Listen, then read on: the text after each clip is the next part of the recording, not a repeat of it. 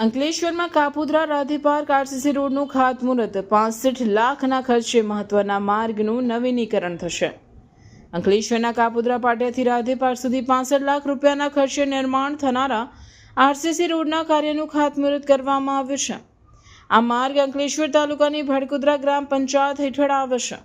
આ રોડ કાપોદ્રા પાટિયા Apple પ્લાઝાથી Radhe park સુધી લંબાય છે।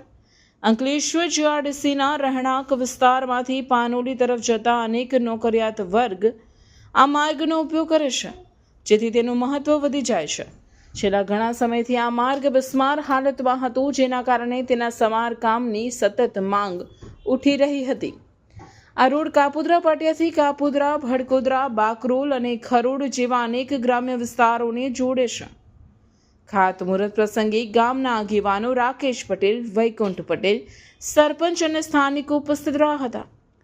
રોડ નિર્માણની કામગીરીના કારણે આગામી 1 મહિના માટે આ માર્ગ બંધ રાખવાનો નિર્ણય લેવામાં આવ્યો છે। ભડકોદરા ગામે માનનીય રાજ્ય કક્ષાના મંત્રી શ્રી ઈશ્વરસિંહના માર્ગદર્શન હેઠળ પ્રજાની વર્ષો જૂની જે 20 વર્ષ જૂની રોડની સમસ્યા હતી, આ પહેલાં 97 લાખના ખર્ચે પાણીની વ્યવસ્થા જે સમસ્યા હતી એના નિરાકરણ માટે ગટર લાઇનનું કામ કરવામાં આવ્યું।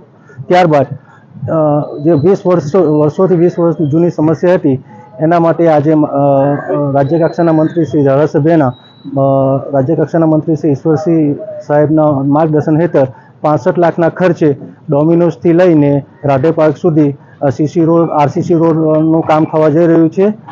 તેમજ આ રોડ 24/11/2025થી 1 મહિના માટે સદંતર બંધ રહેશે। તો મારી પ્રજાને નમ્ર વિનંતી છે કે આપ સૌ લોગ આ સેવા કાર્યમાં સહકાર આપો, એવી નમ્ર વિનંતી।